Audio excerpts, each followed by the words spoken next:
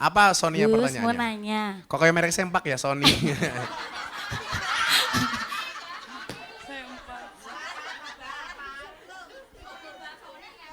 Apa Sonia? Gus mau nanya, kan kerjaan saya setiap hari tuh minum ya. Nah, pertanyaan saya tuh kalau misalnya saya mau sholat, kan posisinya sedang mabuk toh. Apakah harus mandi besar kayak keramas apa cukup dengan wudhu gitu? Kalau saya baca di Google tuh kayak ada yang ngomong tuh bisa wudhu aja gitu, nggak usah mandi besar gitu. Apa sih penyebab mandi besar itu? Satu, kentu matamu kentu lu banget banget.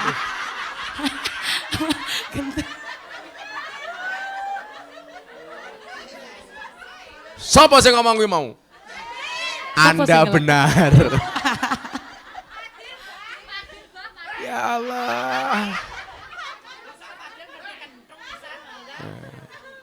Iku malah bocah-bocah YouTuber dari subtitle nanti. Penyebab mandi besar kentu ngono. Wila wong wedok ijan-jan. Tapi kadang-kadang balasnya perempuan apa? Saka Yogya nganti tekane Wonosari. Wong wedok saiki senenge nglarani. Wis tak korbanke waktuku. Saya ngarani tuh wong lanang. Lah. Wong wedok kan dilarani. Oh, itu dilarani. Dilarani kok tanduk. Itu. Ada enggak orang mandi besar yang disebabkan karena minum alkohol? Enggak ada. Mau sholat ya sholat saja. Wudu. Tapi lah aku mantep, aku mantepnya keramas adus, silakan. Tapi nggak ada. sah nggak? Gus? Sah. Diterima apa enggak? Bukan urusan saya karena Katanya saya bukan kan panitia 40 hari, pahala. 40 hari nggak diterima toh sholatnya. Kalau Itu misalnya hadisnya orang normal. Oh iya. Lah kamu kan abnormal. Kalau kamu sholatnya nunggu nggak mabuk, sholatmu kapan? Wong tiap hari kamu mabuk. Tetaplah sholat walaupun kamu masih mabuk. Jangan berhenti sholat walaupun kamu mabuk. Diterima nggak Gus? Gus Miftah bukan panitia pahala. Ditompo ra ditompo, yang penting aku sholat. Takdir terbaik seseorang itu bukan karena dia punya Alphard, bukan karena dia punya hotel mewah, bukan dia punya rumah yang megah, tetapi takdir terbaik itu adalah ketika kita ditakdirkan bisa sujud dan sholat. Tetap sholat Sonia, subuh wudhu, Allah.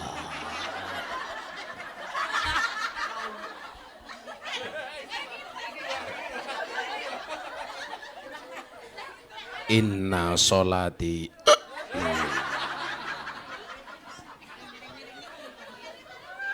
Ghairil maghdubi alaihim waladdallin.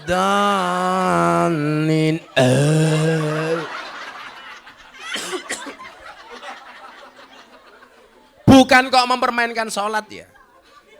Tapi kan memang keadaannya orang mabuk seperti itu. Itu saya hargai. Dia mabuk aja masih ingat dengan Tuhan. Kan keren. Bener nggak? Wong sekarang yang sadar saja banyak yang lupa Tuhan, yang lupa sholat. Kok kamu mabuk masih ingat sholat? Itu keren. Sementara banyak orang yang tidak mabuk tapi juga lupa sholat. Sonia, sholat.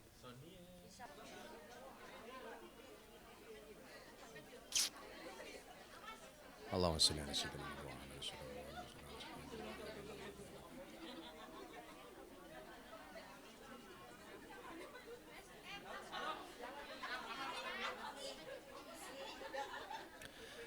Assalamualaikum warahmatullahi wabarakatuh.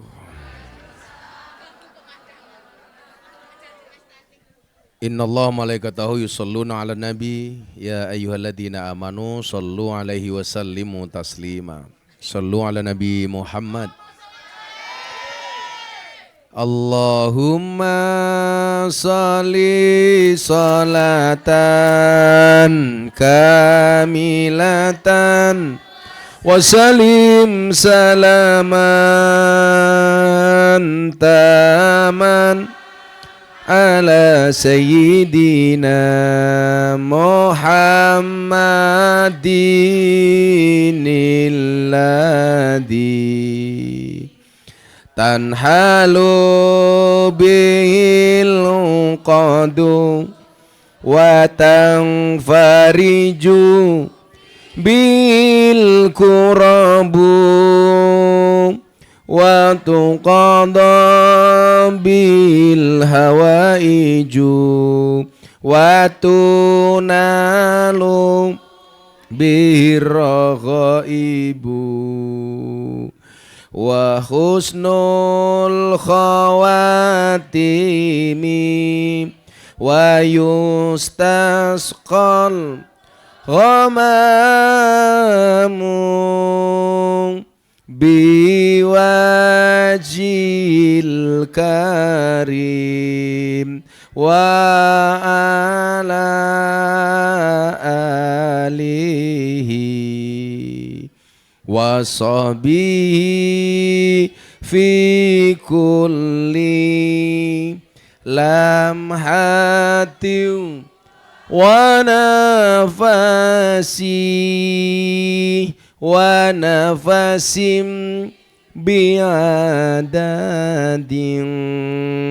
kulli ma lumillah. Sallu ala Nabi Muhammad. Alhamdulillah, dan saya minta maaf agak malam karena saya baru landing dari Jakarta jam 5 di Kulon Progo. Tadi mampir ke Bose sebentar. Ngaji kok ngerum matamu. Kamu cemburu ya? Kan kamu sudah tua. Alhamdulillah malam hari ini kita kembali berjumpa di bulan Muharram, di bulan Syuro. Yang mungkin ada banyak mbak-mbak sarkem yang labuan atau bahkan ngumbah pusaka. Pusakane sapa? Pusakane bojone wong.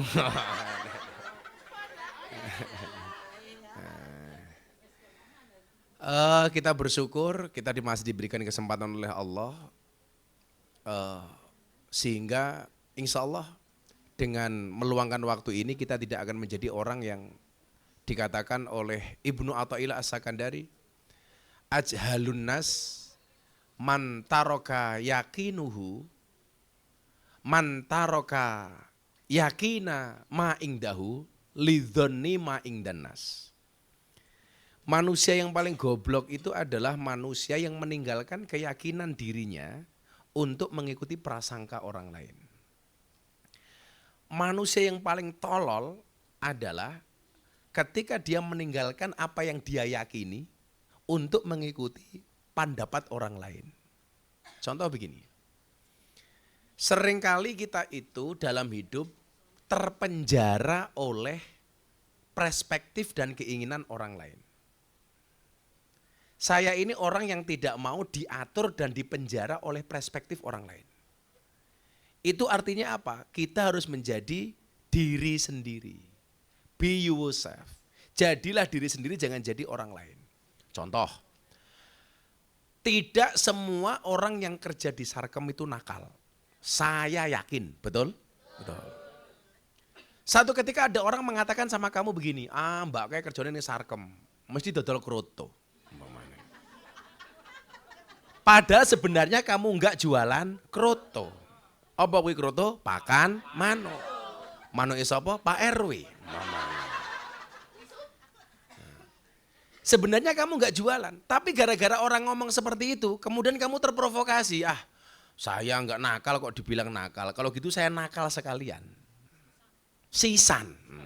Tuntaskan. Los rarewel.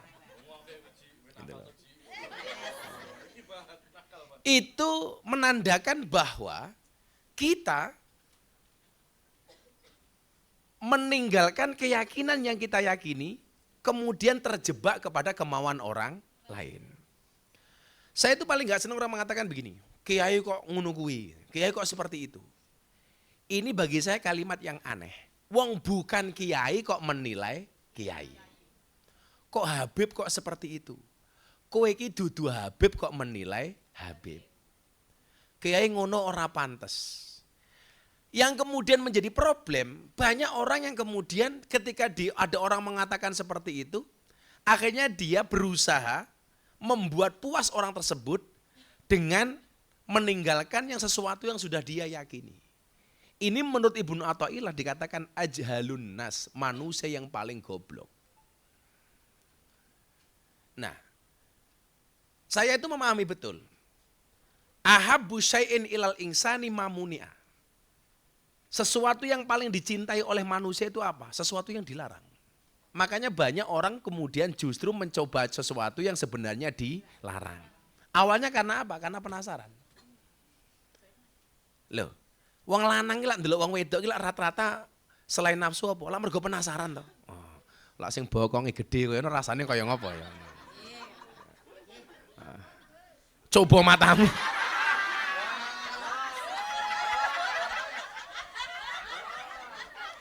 Kamu jangan mancing-mancing aku.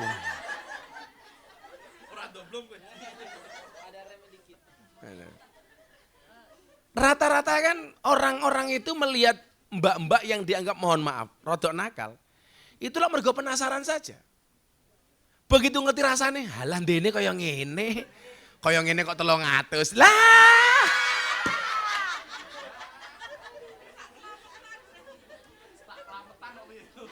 Sak kelametan itu lah. Jadi ya sing bener sak kelametan ya sak cerutan iki mau asline.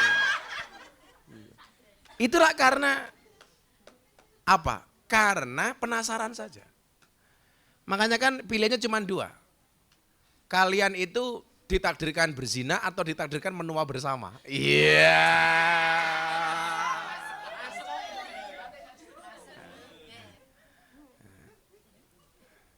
Makanya kalau sama LC itu jangan pakai hati, tapi hura-hura saja. Karena berawal di sofa, berakhir di nota.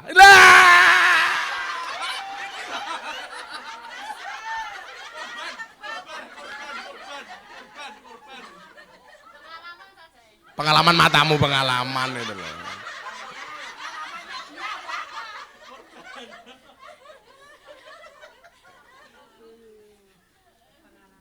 Tadi saya bilang di Bose, kalau mau nakal jangan pakai hati. Kalau mau pakai hati jangan sama yang nakal. Iya.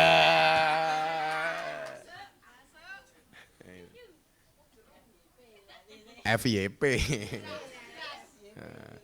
Nah, untuk itulah mbak-mbak sekalian ya. Kalau yang cowok-cowok itu kan tamu tidak diundang. Jadi kalau saya datang karena kalian, kalian datang karena saya.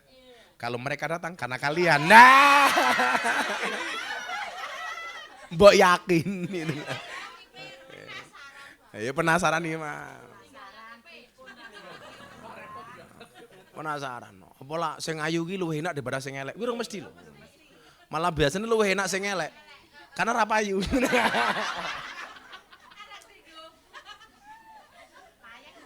Ya Allah, selalu ala Nabi Muhammad.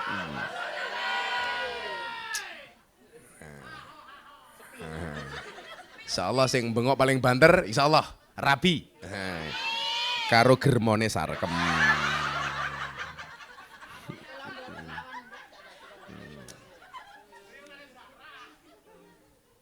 Mas saya begini, mau sebaik apapun kita, kamu dengerin ya, mau sebaik apapun kita bakalan tetap jadi orang jahat di cerita para pembenci. Bener gak? Mau sebaik apapun kita, tetap saja dianggap jelek di mata para pembenci.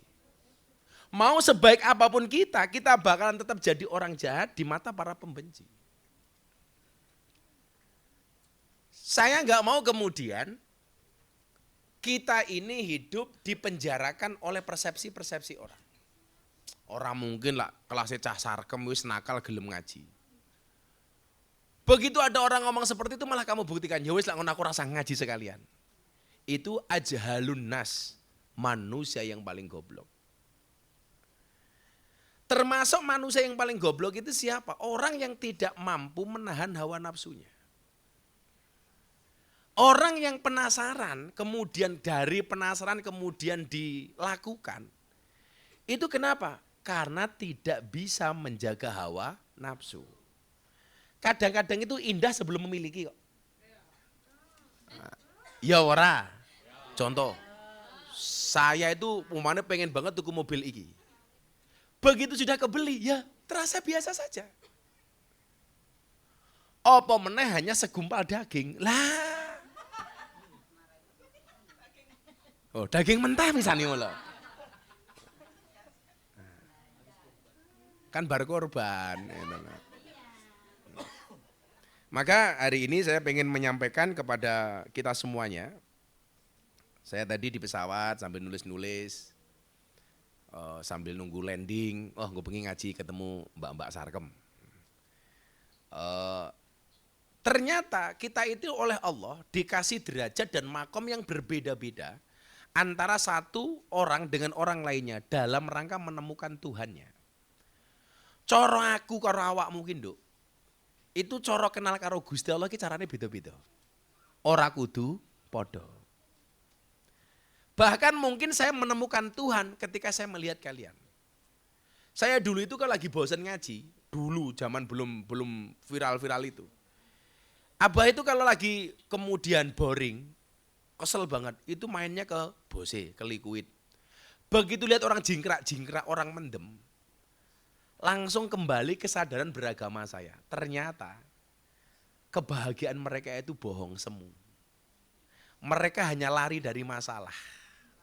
Pelarian sementara.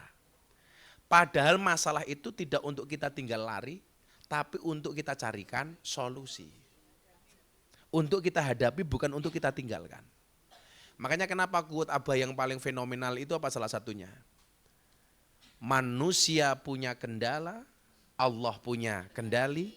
Manusia punya masalah, Allah punya solusi. Tugas manusia mengangkat kedua tangan, sisanya biarkan Allah yang turun tangan. Begitu saya di dalam kafe lihat orang dugem, ajeb. Kayak dulu zaman lagu, kalau dulu tahun-tahun lama tuh lagunya apa? Dang gitu. Oh. Lu apa? Kan aku dugem. Duduk gemetar. Kok gemetar apa nih? Hati ini goblok. Masa yo titite iki lho.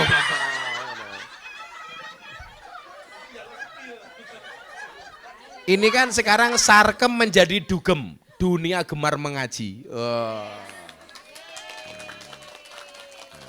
Pokoknya sukanya metal, melu tahlilan. Orang kok metal yang kedua, memeknya gatal lah.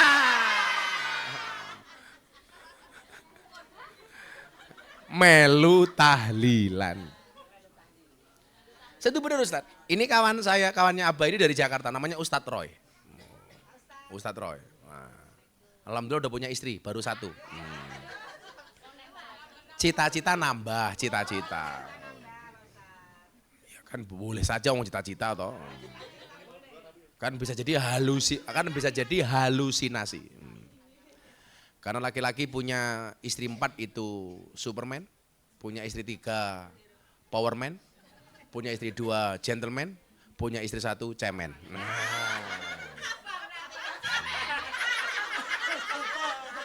Malah Abah berarti. Saya bukan cemen. Demi Allah saya tidak takut istri, cuman bunda lebih berani.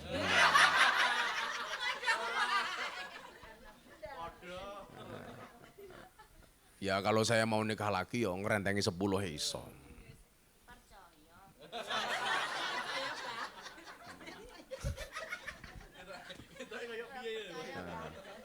Saya mau nyari artis ya minimal Cinta Luna ya mau. Lu Cinta Luna. Oh lanang toh. Warrior. Jadi saat kemudian saya masuk tempat seperti itu, landine mung kaya ngene.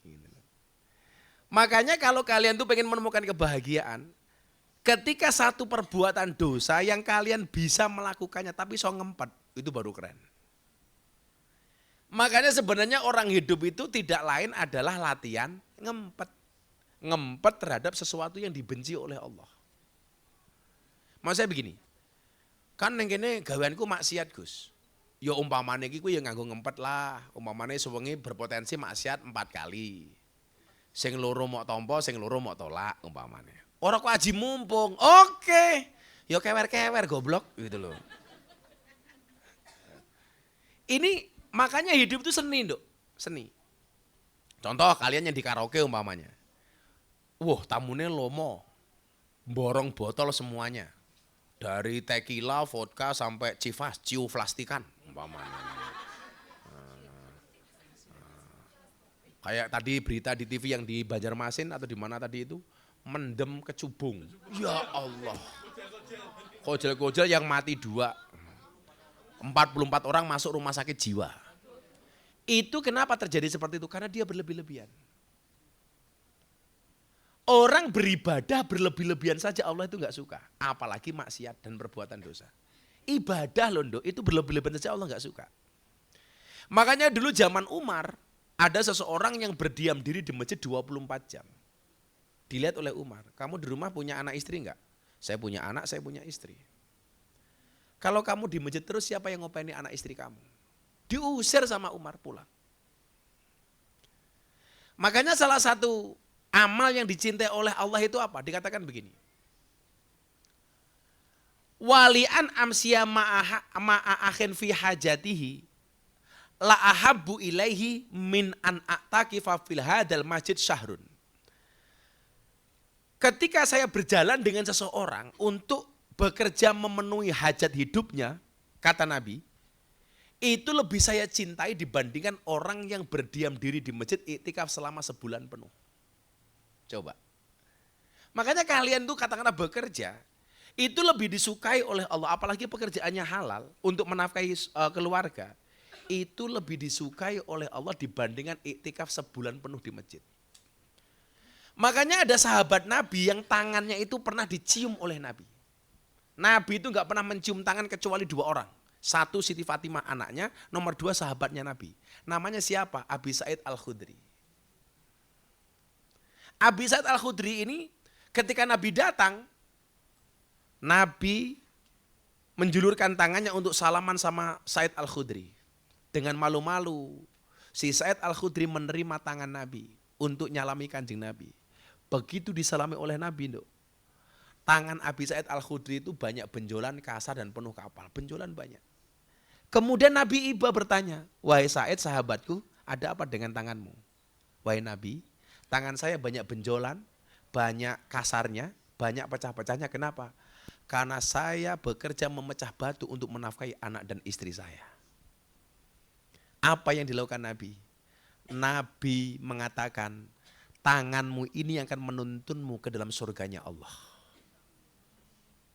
Dicium tangannya oleh Nabi, coba. Tangan yang dicium oleh Nabi, jangankan kok dicium. Kulitnya seorang sahabat yang bersentuhan dengan kulitnya Nabi, itu diharamkan masuk neraka. Apalagi ini tangan yang pernah dicium oleh Nabi. Mungkin hari ini kita tidak bisa dicium tangannya oleh Nabi. Tapi ketika seseorang itu mencari nafkah untuk keluarganya, apalagi seorang perempuan mencarikan nafkah suami dan anaknya, sementara sebenarnya tugas mencari nafkah itu adalah suaminya. Kalian sebagai seorang istri, karena merasa pengen membantu hajat keluarganya, kemudian kalian bekerja. Apakah kemudian Allah tidak mempertimbangkan itu? Makanya maksud saya begini, mungkin hari ini kalian masih berada pada zona kemaksiatan, zona dosa. Tapi minimal kamu niatin, Dok. Saya akan nabung, saya akan nyicil, bagaimana kemudian saya keluar dari zona ini.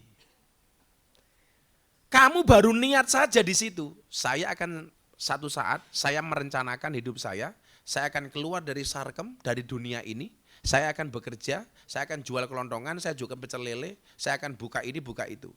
Itu kamu baru niat saja, sudah berpahala. Enaknya jadi orang Islam itu, maaf ya Nduk ya, perbuatan baik baru niat saja berpahala. Orang berbuat maksiat, sudah berbuat maksiat itu tidak langsung dicatat sebagai perbuatan dosa. Bahkan ada satu hadis yang tadi dibacakan Kiai Usman di Bose, Allah masih nunggu 6 jam baginya untuk bertobat. Kok kowe mbane mendem sebanyak-banyaknya? Subuh kowe kelingan langsung salat, kamu langsung tobat. Apalagi sebelum sholat subuh kamu sholat tobat dulu. Kalau besok bermaksiat lagi Gus, ya tobat lagi. Baju itu kalau kotor dicuci apa dibuang? Baju itu kalau kotor ya dicuci. Dicuci belum kelihatan bagus, ya disetrika. Makanya kadang-kadang supaya kita itu diampuni dosa-dosanya oleh Allah, kadang-kadang pakai disiksa dulu. Diuji dulu, nggak enak dulu. Makanya ketika kamu dikasih oleh Allah kesedihan, ketidakenaan, kamu jangan bersuudzon dengan Allah. Kamu harus berhusnudzon kepada Allah. Ini cara Allah membersihkan dosa-dosa saya. Orang mah kakean sambat. Kok kowe umpamane gara-gara kamu kerja di sini kamu sakit. Pas nggak punya uang kamu sakit. Itu mungkin cara Allah membersihkan dosa-dosa kita. Amin. Orang kok malah kemudian merasa orang yang paling nelangsa sedunia. Wis pas ra duwe duit, aku loro, dioyak-oyak mendring.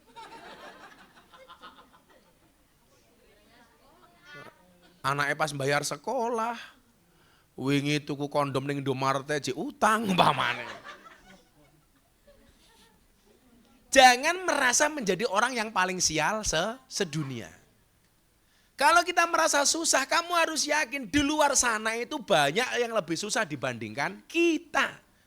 Yang perlu kamu tak ingat satu hal. Semua makhluk di muka bumi ini diuji oleh Allah dengan kadarnya masing-masing. Rumah samu abah iki bendino guyang-guyu seneng gini gak punya ujian. Oh ya punya. Oke. Maka saya cerita ya, mungkin saya belum cerita. Pas umroh sebelum haji kemarin, kan apa umroh? Saya cerita sama Ustadz Roy kemarin. Saya umroh bersama para kiai dan Gus Nduk. Ini membuktikan bahwa semua orang itu diuji oleh Allah. Orang mengawakmu Nduk, aku juga diuji. Mungkin dengan cara yang berbeda. Begitu saya masuk Raudhah, tempat mustajabah, saya doakan seberapa banyak dosamu sekalipun mudah-mudahan Allah takdirkan kamu bisa masuk Raudhah. Amin. Yang penting yakin dulu. Kalau kamu besok bisa berangkat haji kan keren. Malah bisa jadi sinetron di Indosiar. Wow. Alumni Sarkem berangkat haji. Wow. Nah, kan gak ada yang tahu. Gak ada yang tahu. Nah, daripada Yuda jadi bintang film, azab dalam kubur.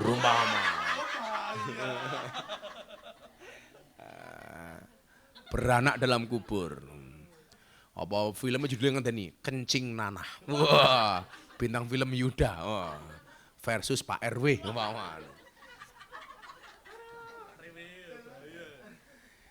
Saat itu ketika di Raudhah, Nduk, saya itu termenung nangis. Saya mau ngapain lagi? Kok saya itu males banget mau ngapa-ngapain. Gak ada motivasi hidup sama sekali. Saya baru itu pada satu titik bahwa saya itu nelongso banget. Nelongso banget. Apalagi ketika mikir kita dibully, dicaci, dimaki dan sebagainya. Sampai satu saat ada teman orang Indonesia yang biasa menjamu saya di Raudhah itu, tukang bersih-bersih Masjid Nabawi itu lewat. Gus, kenapa kok ketok sedih banget? Saya akhirnya bilang begini, Mas, boleh nggak saya daftar jadi tukang sapu masjid kayak jenengan di Nabawi?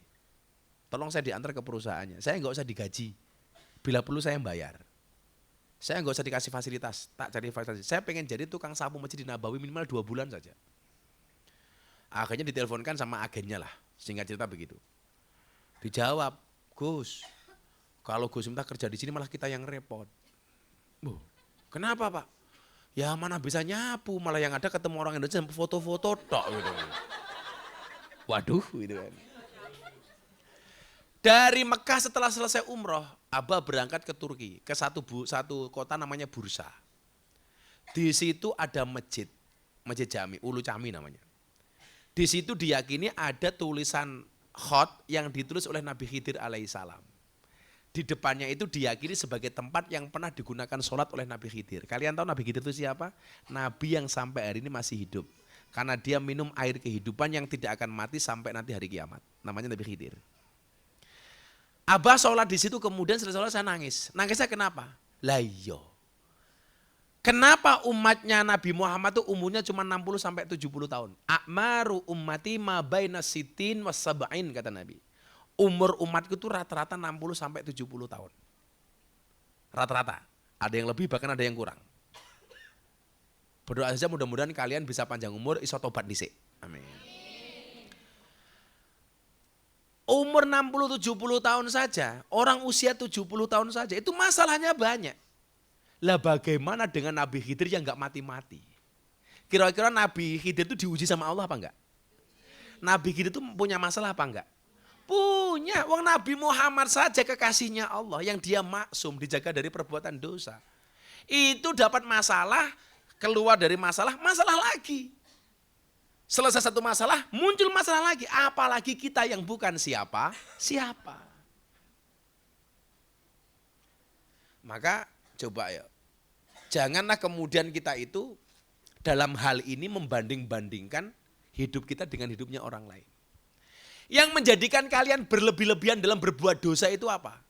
Karena melihat pencapaian orang lain. Podo-podo kerja ning sarkeme, koncoku wis tuku brio, kok aku mung vario. Sehingga jam kerjanya digenjot. Lah kowe iso nglayani papat, aku 12.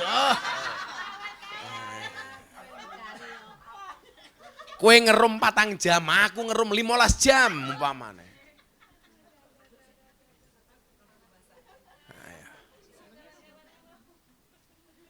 Saya ulangi. Ibadah saja berlebih-lebihan itu tidak baik. Innallaha la yuhibbul musrifin. Allah itu tidak menyukai orang-orang yang berlebih-lebihan. Maka kalau bahasa Abah dulu apa? Orang Jawa itu jangan mateni huruf en. Warek kuwi apik, kewareken ora apik. Mancung kuwi apik, kemancungan ora apik. Pesek kuwi apik, kepeseken ora apik. Sugih kuwi apik, kesugihan ora apik. Kere kuwi apik, kekerenan ya ora apik. Gondrong ki apik, kegondrongan ya ora apik. Kan kalau Abah pas. Ganteng kuwi apik, kegantengan ya ora apik. Ngaceng kuwi apik, ngacengan ora apik.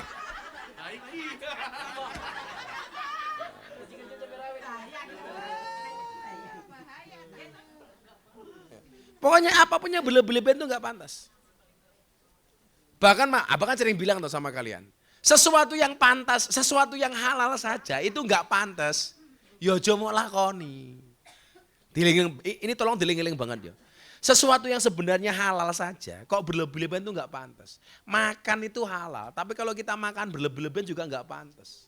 Minum kopi itu halal, tapi kalau berlebihan juga pantas. Mosok ngombe kopi sak jeding umpamane. Ya dadi kaya Fadil wujudmu itu loh. Kayak gelonggongan itu loh. Sesuatu yang halal saja berlebihan enggak apik, Nduk, itu. Enggak bagus. Kowe sugih umpamane, sugih. Jamu akeh. Sekali ini mangkat pengajian, tangan kiwa tengen nganggo jam kabeh. Boleh tapi ora pantes. Yang sering Abah sampaikan apa? Khotbah Jumat nganggo helm. Boleh, tapi ya ora pantes. Covid, randuwe masker, kotange bojone nggih maskeran. Boleh, tapi ya ora pantes. Sesuatu yang halal kok berlebihan enggak pantes, apalagi yang haram. Makanya dulu di Bos itu ada pertanyaan lucu. Kiai, bah, apa? Katanya kalau enggak sesuatu mubadir itu temannya setan. Bagaimana kalau saya mabuk? Botolnya masih, itu kan berarti mubadir. Daripada mubadir saya habiskan sekalian. Mubadir itu dalam perkara yang halal dan tidak berlebih-lebihan. Contoh, kamu minum, biasa minum halal seperti ini.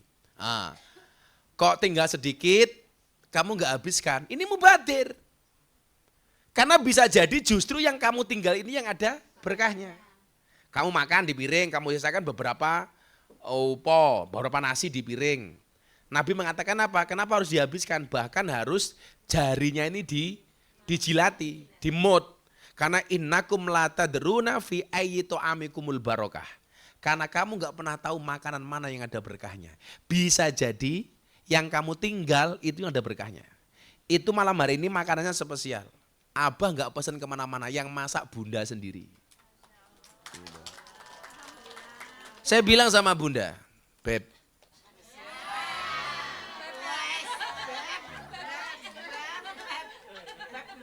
langsung bunda jawab, what happened baby? Abah besok mau ngaji di Sarkem, abah mau pesan makanan. Jangan bah, nggak usah pesen, bunda aja yang masak. Wow.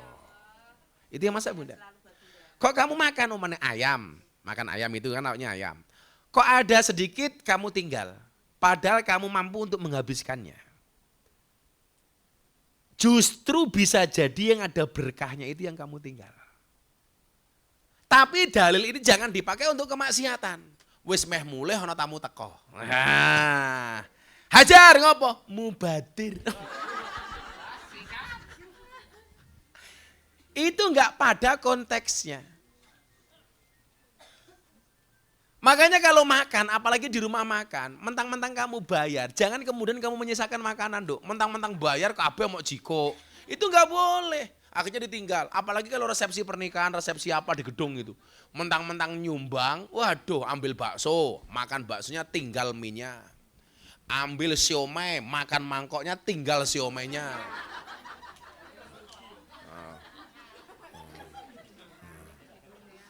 Ragelem rugi. Semuanya diambil, makan sedikit ditinggal. Jangan mentang-mentang kamu bisa bayar, kamu berlebih-lebihan. Itu namanya mubadir. Tapi kalau hal maksiat, semakin kamu bisa meninggalkan itu, semakin mubadir semakin bagus. Wong maksiat kok.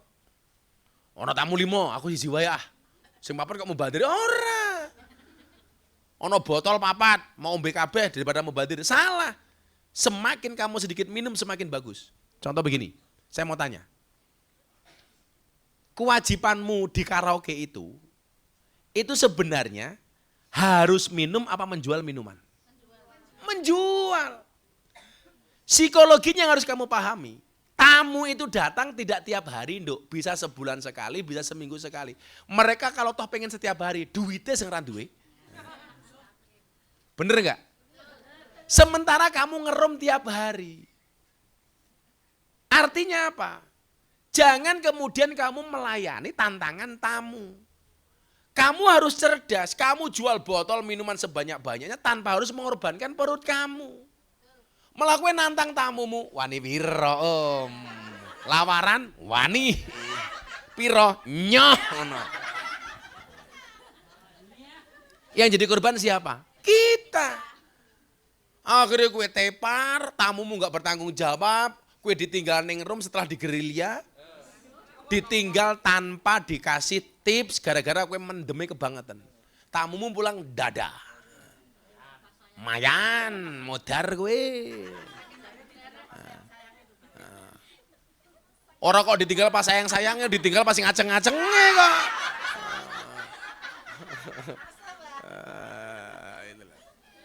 Nah, saya ulangi ya. Jangan kemudian membandingkan hidup kita dengan yang lain. Dia sudah punya apa-apa kok saya belum. Rezeki itu sudah tertakar. Takaranmu karo takaranku ki mesti beda. Karena tanggung jawab Abah lebih banyak umpamanya. Sama-sama profesinya, rezekinya bisa berbeda. Makanya saya itu enggak sepakat, aku jualan disaingi, aku jualan kok dia jualan itu. Jualannya boleh sama, tapi rezekinya beda.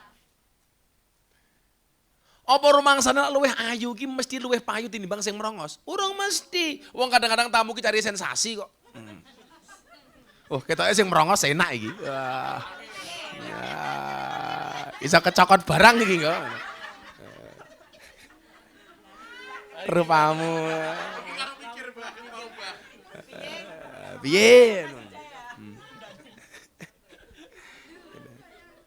Terus kira-kira begitulah. Jangan pernah banding-bandingkan kita. Tetap menjadi diri sendiri. Oke, kita tanya jawab. Yang tanya tak kasih uang. Nah, yang di depan gak usah tanya ini. Yang mbak-mbak. Saya prioritaskan yang mbak-mbak sarkem. Pertanyaan apapun saya jawab, tak kasih uang. Ayo, siapa yang mau tanya? Ini mbaknya kerja di sini. Ya udah ini mbak E. Mik dari. Langganan po? Aku orang tahu kok. Ya, kenalan dulu. Apa? Abah itu nulis buku. Jadi yang pertama, karena Allah bersama hambanya, renungan bersama Gus Miftah. Nutrisi hati dan pikiran yang meneduhkan. Nah, terus ini satunya hipnotis cinta. Ala Gus Miftah. Kamu beli di Gramedia.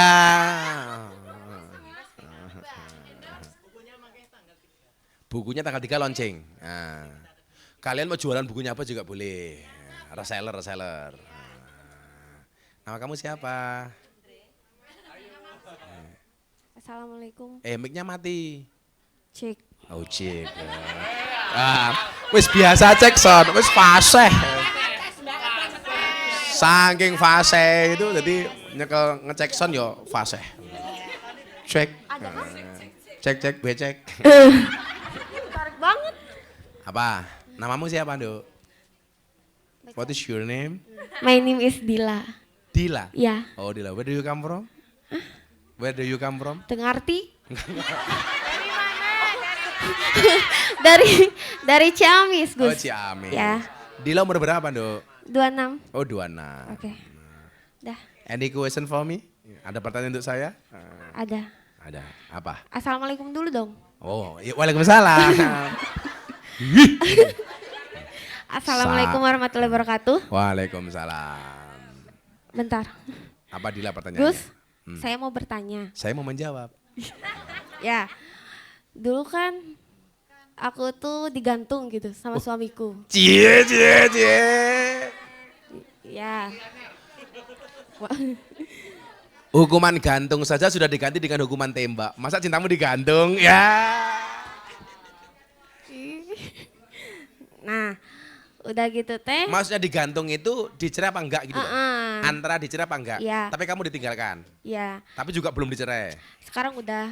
Sekarang sudah. Aku yang gugat. Oh, kamu janda? Iya. Oke. Mau daftar Sebenarnya bukan janda sih, second perawan. Perawan second. Perawan second. Terus? Insya Allah kalau nanti keluar banyak yang daftar. Dulu tuh dalam hati aku gini dok. Kok dok? Grogi. Terus? Nanti kamu keluar sudah banyak garangan-garangan yang menunggu kamu itu. Nah, terus? Aku tuh dalam hati gini loh Gus. Lelaki siapa yang ngurusin perceraian saya itu jadiin suami gitu. Tapi yang jadi pertanyaannya itu yang bulan kemarin, yang beresin perceraian aku itu suami orang. Nah, suami orang Gus. Padahal kamu nadar siapapun yang ngurusinya. Pengennya bujang. Pengennya bujang, Minimal. dapatnya suami orang. Terus? Nah, istrinya itu 2. Udah 2? Iya. Luar biasa. Iya. Rencana kamu jadi ketiga gitu? Iya. Terus sekarang itu hubungannya tuh kayak yang berat gitu ngejalaninnya, Gus. Yang berat kamu? Iya. Naik becak saja lah. Enggak, pengen Pajero. Iya. Pengen Pajero, ya Allah. Gitu loh, Gus. Panas jobon jero. Terus? Nah, jadi itu tuh kayak nadar atau enggak sih? Kalau misalnya aku enggak nurutin, bahaya enggak sih buat akunya? Kan Kamu bahasanya gimana saat itu? Di dalam hati itu gini, Gus. Enggak dalam hati gimana? Kok kamu gemes sama aku? Iya, di dalam hati aku itu siapa yang beresin ceraian aku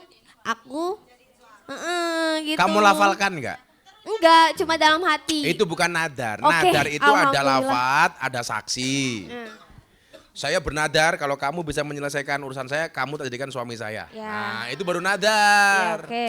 Nah, apalagi kemudian katakanlah begini, nadar tapi baunya maksiat. Itu saja nggak boleh dilakukan. Itu maksiat enggak kalau jadi? Astagfirullah. Ya kalau kamu kemudian masuk justru menimbulkan kemadaratan pada keluarganya kan maksiat berarti. Mafsadat kan. Ya berarti kamu tinggalkan. Iya. Berarti tinggalin aja ya. Tinggalin saja. Kan masih ada yang lain. Kamu mau nggak sama Ustadz? Mau banget. Itu. Halo Ustadz. Halo Ustadz. Kan baru satu. Oh. Ya. Itu bukan nadar. Hmm. Nadar itu ada tata caranya. Ada lafadznya, Ada saksinya. ada saksinya. Ya. Repot kalau cuman kerentek dibilang nadar. Contoh begini, wasiat saja dari orang yang mau mati, kok itu berbau maksiat, berbau dosa, itu nggak boleh dilakukan. Nak, saya dulu, ibumu dulu kerja di Sarkem, nak. Ibu berwasiat. Dulu ibumu ini adalah wanita terfavorit di Sarkem. Primadona di Sarkem. Ibu berwasiat, tolong lanjutkan perjuangan ibu ya nak. Itu nggak boleh dilakukan. Itu Dila ya? Ya udah kamu tak kasih uang. Oke. 300.000. Alhamdulillah. Buat beli kawa-kawa. Apa? Beli apa? Kawa-kawa lagi apa? Tak ajar weh. Buat beli apa dong? Buat beli apa? Ya beli apa kayak kawa-kawa. Beli susu. Emang beli susu aja. Kan punya. Aku punya susu. Ya Allah. Jagalah titikku ya Allah. Istilahnya kawa-kawa gitu. Janganlah untuk makan aja ya. Terakhir teman-temanmu. Ya. Oke ya kawa-kawa. Dila kok kawa-kawa. Ayo yang belakang. Belakang. Itu mbaknya itu. Yang coklat itu sana. Belakang itu. Kasih mic-nya. Gogrok. Ayo. Assalamualaikum warahmatullahi wabarakatuh. Waalaikumsalam. Namanya siapa? Nama saya Sonia. Sonia. Sonia. Kayak judul lagu ya? Sonia dari mana kamu aslinya? Dari Tasik. Oh Tasik. Umurnya sama dengan Dila? Gak tahu. Oh, kamu berapa? Saya 24. Oh 24, tua Dila. Iya dia 24, kamu 26 kan berarti tua kamu. Apa Sonia Gus, pertanyaannya? mau nanya. Kok kayak merek sempak ya Sony?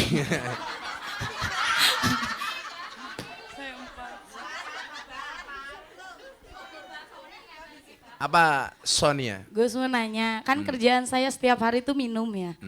Nah pertanyaan saya tuh kalau misalnya saya mau sholat, kan posisinya sedang mabuk toh. Apakah harus mandi besar kayak keramas apa cukup dengan wudhu gitu. Kalau saya baca di Google tuh kayak ada yang ngomong tuh bisa wudhu aja gitu, nggak usah mandi besar gitu. Apa sih penyebab mandi besar itu? Satu, kentu matamu kentu lu bongol tuh.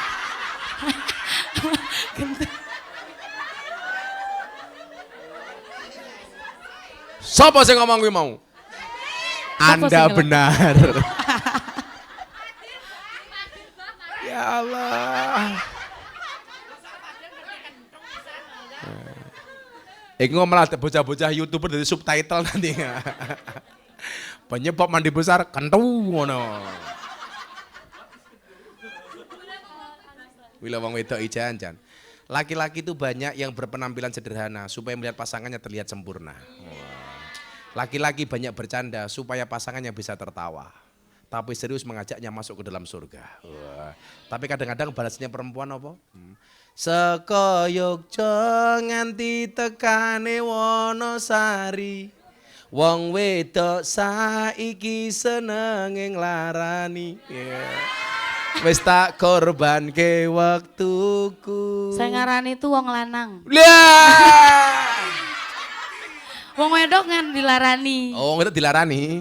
Dilarani kok tanduk.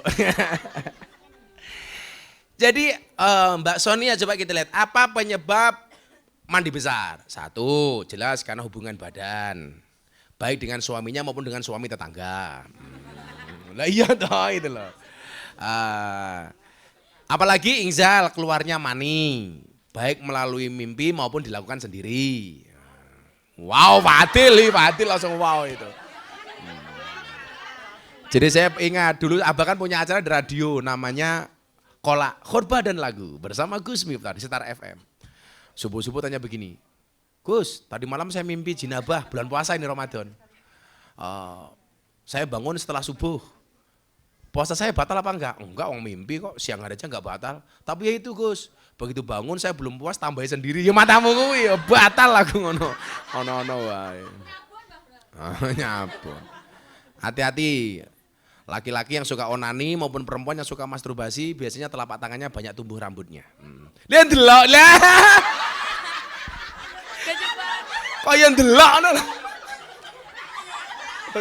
Waduh.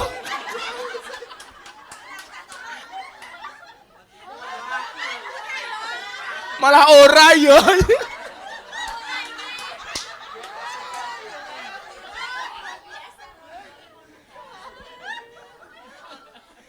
Yalah mau mendasku. Terus apa lagi? Minal haidi. Kamu haid ya bulan itu. Begitu selesai mandi besar. Kemudian apa? Dari istihadoh. Dan wiladah nifas. Itu. Ada enggak orang mandi besar yang disebabkan karena minum alkohol? Enggak ada. Mau sholat ya sholat saja. Wudu. Tapi lah aku mantepnya keramas adus, silakan. Tapi sah enggak? Sah. Diterima apa enggak? Bukan urusan saya karena Katanya saya bukan kan 40 panitia hari, pahala. 40 hari enggak diterima toh sholatnya. Kalau Itu misalnya hadisnya orang normal. Oh iya. Lah kamu kan abnormal. Kalau kamu sholatnya nunggu enggak mabuk, sholatmu kapan? Wong tiap hari kamu mabuk. Tetaplah sholat walaupun kamu masih mabuk. Jangan berhenti sholat walaupun kamu mabuk. Diterima enggak Gus? Gus Miftah bukan panitia pahala. Ditompo ra ditompo yang penting aku sholat. Takdir terbaik seseorang itu bukan karena dia punya Alphard, bukan karena dia punya hotel mewah, bukan dia punya rumah yang megah. Tetapi takdir terbaik itu adalah ketika kita ditakdirkan bisa sujud dan sholat. Tetap sholat Sonia. Subuh wudu. Allah.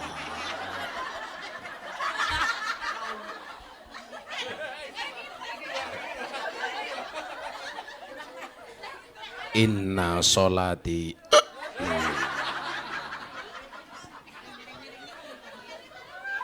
Ghairil maghdubi alaihim waladdallin.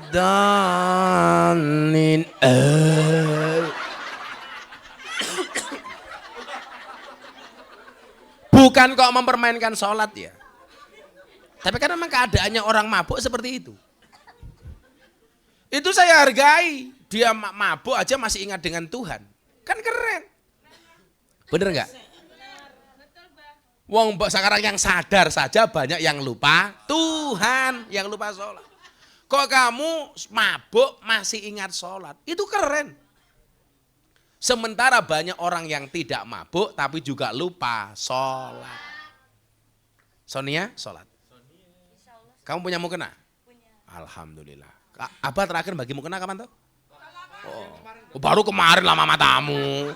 Wah ini jaluk terus. Jangan-jangan rangge sholat mau ngilap barang nih kok. Ngilemek malah. Yaudah. Sonia pertanyaanmu bagus. Tak kasih 500.000. Ya Sonia. Ojo ke kawa-kawa tak ajar ke kawa. Enggak, buat traktir teman-teman beli sate kelatak. Ya bagus. Bagus. Traktir itu sederhana tapi pahalanya luar biasa. Tapi jangan ngelatak sebelum kerja, Mbak. Energi untuk maksiat. Ayo di sini lagi, siapa lagi? Tanya. Siapa? Belakang tuh belakang. Kasihan yang belakang itu. Yang belakang sana. Ini nih, yang itu yang pakai masker. Kamu. Berimbang depan belakang kanan kiri.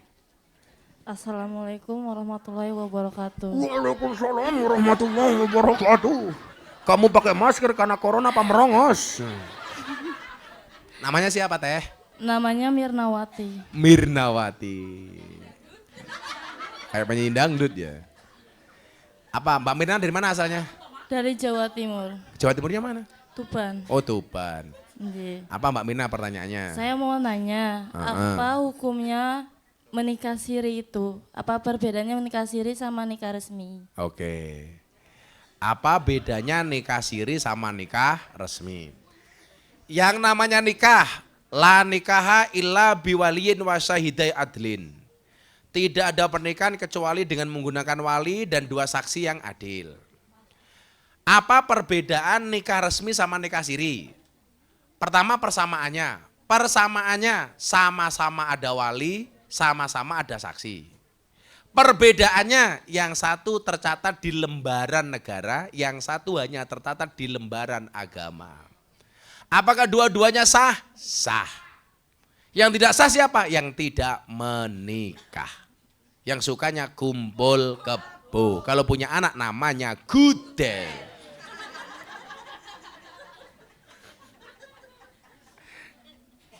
Jadi apakah sah nikah siri? Sah.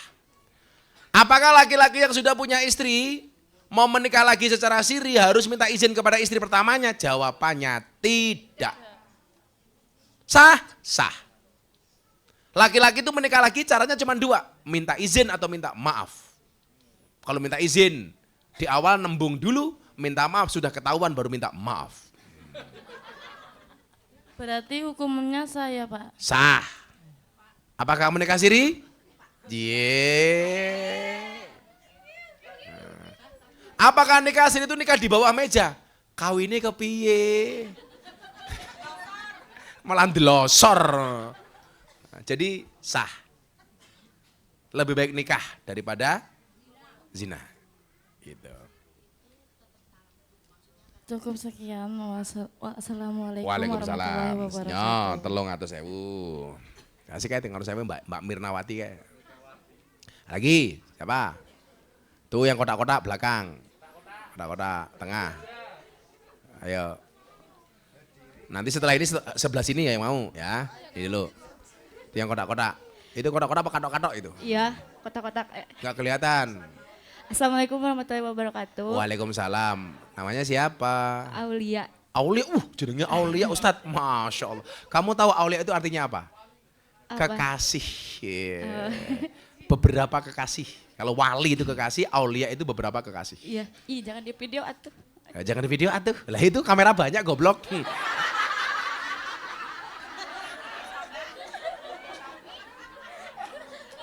Piye toki? Gus, aku mau nanya, kan Kamu dari mana Aulia? dari Bandung. Oh Bandung. Iya. Kumaha Damang?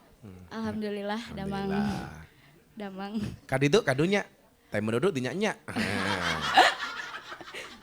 Aku mau nanya kan kita di saat punya masalah dipendem sendiri, terus kita nggak mau cerita ke siapa-siapa, tapi di saat kita cerita sama Allah, malah Allah kasih masalah yang bertubi-tubi gitu. Kayak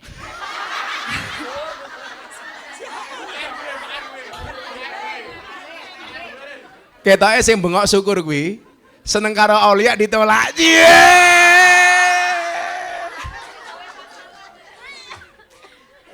Gimana Aulia pelan-pelan. Tarik napas 1 jam. mati. Oh, mati ya. Nah, gimana? Kan kalau kita nih punya masalah tapi nggak mau cerita sama siapa-siapa. Gak mau cerita sama manusia. Greget Ya. Ceritanya sama Allah. Tapi kita pendam sendiri ya. Terus di saat kita cerita sama Allah, tapi Allah malah ngasih masalah yang lebih dari sebelumnya gitu. Terus pertanyaannya, apa Allah itu membenci orang-orang yang bekerja seperti kita atau kayak gimana, Gus? Begini, Allah itu membenci dosa bukan membenci pendosa. Allah itu benci dengan perbuatan dosa bukan pada orangnya. Kalau Allah itu benci dengan orang yang berbuat dosa, begitu kamu maksiat, aulia, langsung diazab sama Allah. Nyatanya diazab apa enggak? Enggak. Kalau seandainya Allah itu benci dengan para pendosa, kok ada gempa bumi, harusnya yang mati itu ahli-ahli maksiat semua.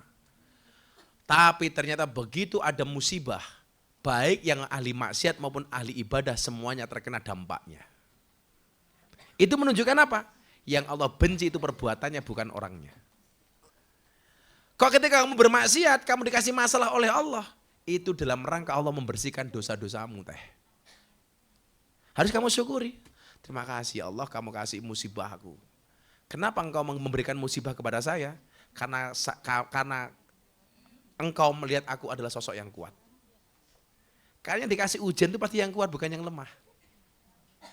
Makanya kita tuh nggak boleh bersuudzon dengan Allah, harus husnudzon. Iya, tapi masalahnya selalu datang terus menerus, nggak ada. Masalahnya cuma satu, kamu ngeyel.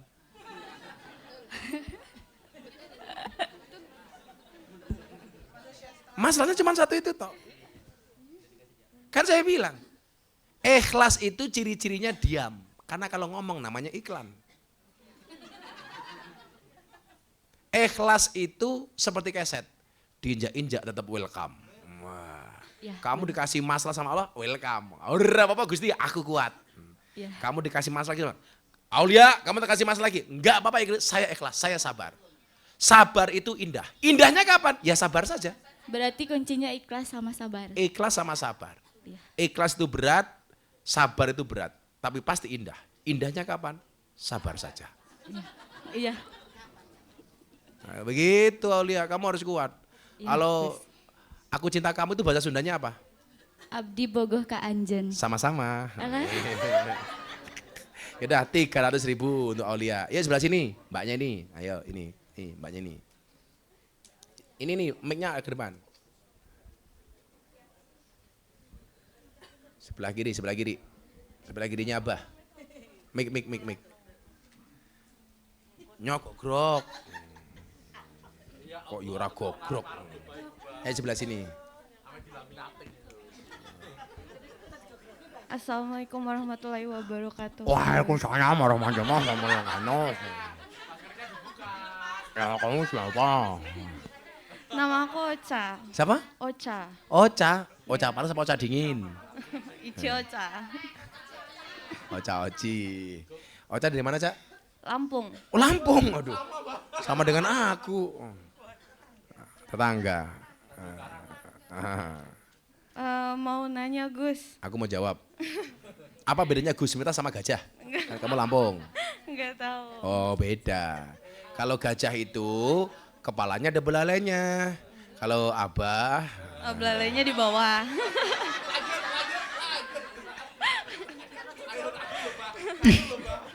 apa, Cak? Pertanyaan, Cak? Seandainya kalau sholat tahajud buat mendoain seseorang biar jadi milik kita boleh nggak Gus? Boleh Atau dosa nggak? aja, boleh. Namanya bukan sholat tahajud, sholat hajat. Oh, iya. Ya Allah, bila dia jodohku jadikan dia suamiku ya Allah. Amin. Bila dia jodoh orang lain, mudah-mudahan orang lain itu adalah aku ya Allah. Amin.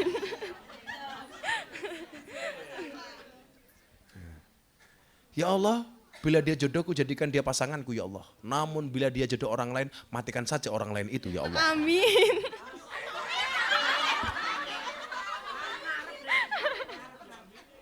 Emangnya yang punya masalah kayak itu cuman kamu tok? Ustadz juga. Ya Allah.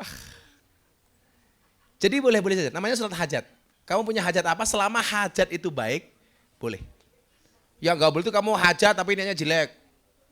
Ya Allah, saya sholat hajat. Mudah-mudahan besok malam tamu saya banyak ya Allah. Wah itu nggak boleh. Itu nggak boleh. Yaudah, kamu tak kasih 300.000 plus buku 1. Nanti bukunya mana? Nah. Terima kasih Gus. Ya, kamu tak kasih buku yang ini. Ya, nah. Udah ya, udah malam. Satu lagi terakhir, matanya. Oh, belakang sana satu itu, yang kuning terakhir. Itu.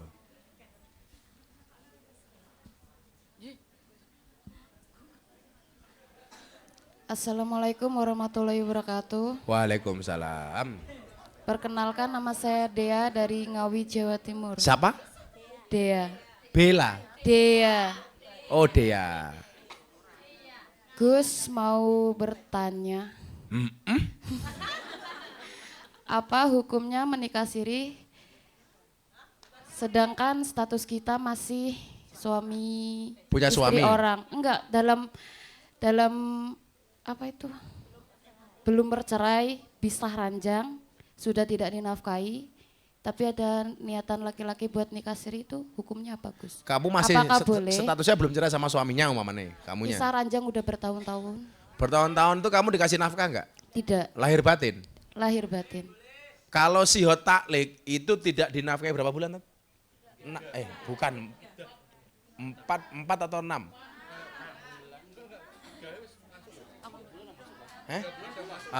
Kalau tidak dinafkahi, lahir dan batin, selama 3 bulan berturut-turut jatuhlah talak 1. Itu secara agama sudah cerai. Tapi secara undang-undang negara belum. Statusnya sebelum diputuskan pengadilan masih suami, masih istrinya orang. Tapi boleh melakukan nikah siri dengan lelaki orang. Lelaki. Saya ngomong boleh ngebet banget saya kayak sumpah kan. Kalau perundang-undangan negara nggak boleh. Karena kita hidup di negara hukum, ya lebih baik diperjelas status hukumnya dulu. Itu bisa jadi dia dianggap merebut istrinya orang.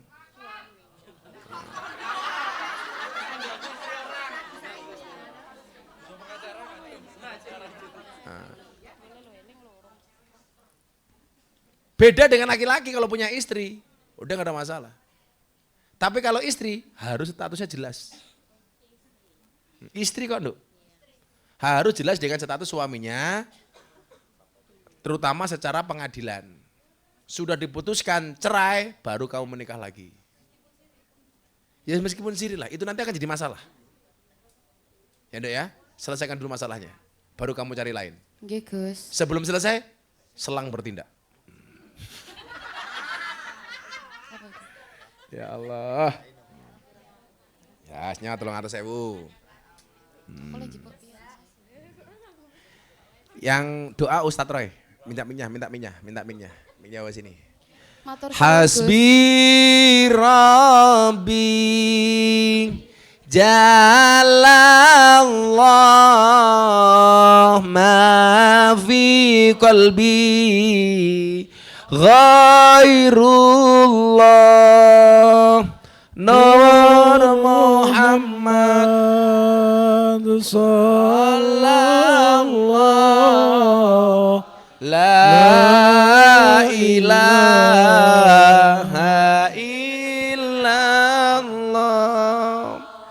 Hasbi Rabbi Jalallah ma fi qalbi ghairullah Nur Muhammad sallallahu la ilaha illallah. Sebelum Ustadz berdoa nih, memang kalau rezeki, Abah buka pertama langsung keluar quote yang ini. Abang tahu isinya apa? Halaman 15. Tidak perlulah kita membandingkan hidup kita dengan orang lain. Benar kita berjalan di bumi yang sama, tapi di atas takdir yang berbeda. Masya Allah. Mau dapat isinya? Silakan beli di toko-toko buku terdekat di kota Anda. Oh lupa ada yang mau alas satu sini sebelum berdoa. Sini Bu, kasih mic-nya Ustadz. Bu sinten namine? Handayani. Siapa? Handayani. Oh Gunung Kidul. Handayani. Bu Handayani umur berapa Bu? Umur 45. 45. Agama sebelumnya apa? Kristen. Kristen. Kenapa pengen masuk Islam? Ya, Apa yang melatar belakanginya? ingin mu'alaf aja. Hingga alasannya apa? Ada yang maksa? Enggak ada. Kenapa pengen masuk Islam? Ya dari hati ya. Dari hati. yang terdalam. Pernah punya pengalaman apa kok tahu-tahu pengen masuk Islam? Ya nikah siri terus ditinggal gitu. Oh, malah justru gara-gara itu pengen masuk Islam. Iya. Nggih, saya tuntun syahadat, mudah-mudahan istiqomah nggih. Bismillahirrahmanirrahim. Asyhadu Asyhadu an an la ilaha. ilaha. Alon-alon, jenengan dengan saya, aja ke susu. Ya. Asyhadu Asyhadu an an la ilaha. la ilaha La ilaha. la Il- ilaha. Ulangi. Asyhadu Asyhadu an an la ilaha la ilaha illallah illallah wa asyhadu wa asyhadu anna anna Muhammadan Muhammadan Rasulullah. Rasulullah. Saya bersaksi Saya bersaksi dengan sebenar-benarnya dengan sebenar-benarnya bahwa tidak ada Tuhan bahwa tidak ada Tuhan melainkan Allah, melainkan Allah. dan saya bersaksi Dan saya bersaksi dengan sebenar-benarnya dengan sebenar-benarnya bahwa Nabi Muhammad bahwa Nabi Muhammad adalah adalah utusan Allah. utusan Allah. Alhamdulillah. Amin. 45 tahun dengan hidup, hari ini kembali dimulai dari nol lagi. Terima kasih Gus. Belajar agama yang benar ya. Nah, bukunya dikasih ibunya saja. Tak kasih buku sama tak kasih uang untuk beli ruko ya. Ciro, lu, pat, mo, 6, pitu, yos, 700. Ya, terima kasih Gus. Matur nuwun. Ustadz doa Ustadz. Iya. Yuk, semuanya berdoa khusyuk. Doa dipimpin oleh sahabatnya Abah dari Jakarta, Ustadz Rai. Fadhil Ustadz. إلى حضرة النبي محمد صلى الله عليه وسلم وعلى آله وأصحابه وذريته بأن الله يريد درجة في الجنة وينفعنا بأسرارهم وأنوارهم وعلومهم بشر الفاتحة أعوذ بالله من الشيطان الرجيم بسم الله الرحمن الرحيم الحمد لله رب العالمين الرحمن الرحيم مالك يوم الدين إياك نعبد وإياك نستعين اهدنا الصراط المستقيم صراط الذين أنعمت عليهم غير المغضوب عليهم ولا الضالين. Kita istighfar.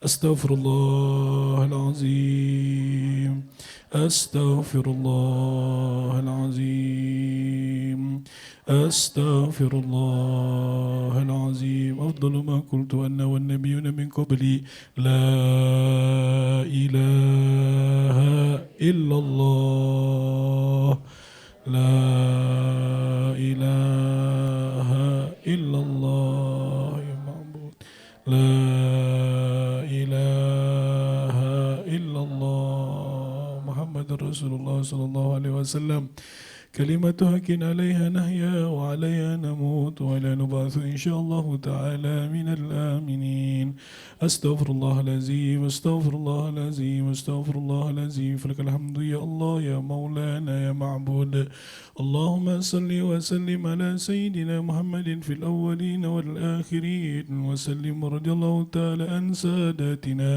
أصحاب رسول الله أجمعين أعوذ بالله من الشيطان الرجيم بسم الله الرحمن الرحيم الحمد لله رب العالمين حمد النائمين حمد الشاكرين حمد يعافيني ويكافئ مزيدا يا ربنا لك الحمد ولك الشكر ولك الملك كما ينبغي لجلال وجهك الكريم ولعظيم سلطانك اللهم إنا نسألك سلامة في ديني والدنيا والآخرة وآفية في الجسد والبدن وزيادة في العلم والعمل وبركة في الرزق حلالا طيبا واسعا مباركا فيه وتوبة قبل الموت ورحمة عند الموت ومغفرة بعد الموت اللهم هون علينا يا الله في شكارة الموت والنجاة من النار والعفو عند الحساب.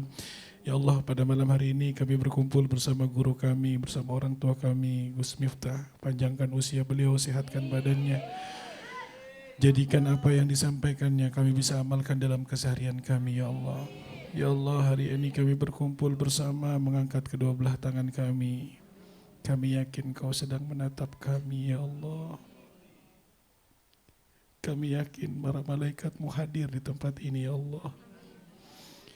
Kami bisa merasakan dalam hati kami ketika disebut nama Allah bergetar hati kami.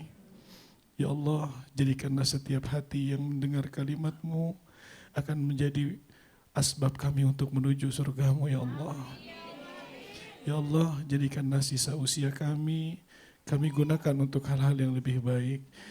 Jadikanlah setiap langkah kami semakin dekat dan semakin takut kami kepadamu ya Allah. Ya Allah, izinkan kami untuk menjadi lebih baik. Ya Allah, jadikan kami untuk datang menjemput taubat-Mu ya Allah. Ya Allah, setiap malam kami ingin berusaha terus ingat dengan-Mu ya Allah. Hanya kami meminta kepadamu ya Allah, ketika Engkau akan memanggil kami, panggil kami dalam keadaan husnul khatimah. Kita baca semuanya. Ya Allah biha, Ya Allah biha, Ya Allah bihusnil khatimah. Ya Allah biha, Ya Allah biha, Ya Allah bihusnil khatimah. Ya Allah biha, Ya Allah biha, Ya Allah bihusnil khatimah. Ya dhal jalali wal ikram amitna ala dinil Islam. Ya dhal jalali wal ikram amitna ala dinil Islam. ربنا افتح بيننا وبين قومنا بالحق وأنت خير الفاتحين. ربنا افتح بيننا وبين قومنا بالحق وأنت خير الفاتحين. ربنا ظلمنا أنفسنا وإن لم تغفر لنا وترحمنا لنكونن من الخاسرين. Ya Allah, hari ini kami melihat bahwa Gus Miftah baru pulang dari ibadah haji. Jadikanlah beliau dan juga kami semua ya Allah bisa datang ke tanah suci Mekah dan Madinah. Allahumma ja'alna hajjana hajjan mabrura wa sa'yana sa'yan mashkura wa dhanbana dhanban maghfura wa tijaratan lan tabur. Ya alima ma fi sudur akhrijna ya Allah minaz zulumati ila nur. Rabbana ighfir lana wa liwalidina warhamhum kama rabbana shighara. Ya Allah, kami doakan juga orang tua kami, ayah dan ibu kami di tempat ini ya Allah. Bahagiakan mereka sebagaimana mereka membahagiakan kami di waktu kecil. Rabbana hab lana min azwajina wa dzurriyyatina qurrata a'yun waj'alna lil muttaqina imama. Rabbana atina fid dunya hasanah wa fil akhirati hasanah wa qina adzaban nar wa adkhilna al jannata ma'al abrar. Ya Aziz, Ya Ghaffar, Ya Rabbal Alamin. Wa sallallahu ala sayyidina Muhammadin nabiyil ummi wa ala alihi wa sahbihi wa sallam. Subhana rabbika rabbil izzati amma yasifun. Wassalamu alal mursalin walhamdulillahi rabbil alamin bil qabul. Al-Fatihah.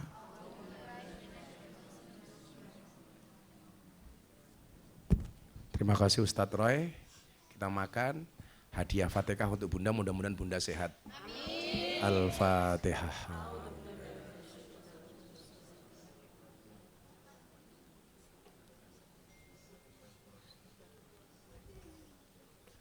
Terima kasih, mudah-mudahan bisa segera jumpa kembali. Subhanakallahumma bihamdika asyhadu an la ilaha illa anta astaghfiruka wa atubu ilaik. Walhamdulillahi rabbil alamin. Assalamualaikum warahmatullahi wabarakatuh. Ayo dibagi makanannya, dibagi maamnya.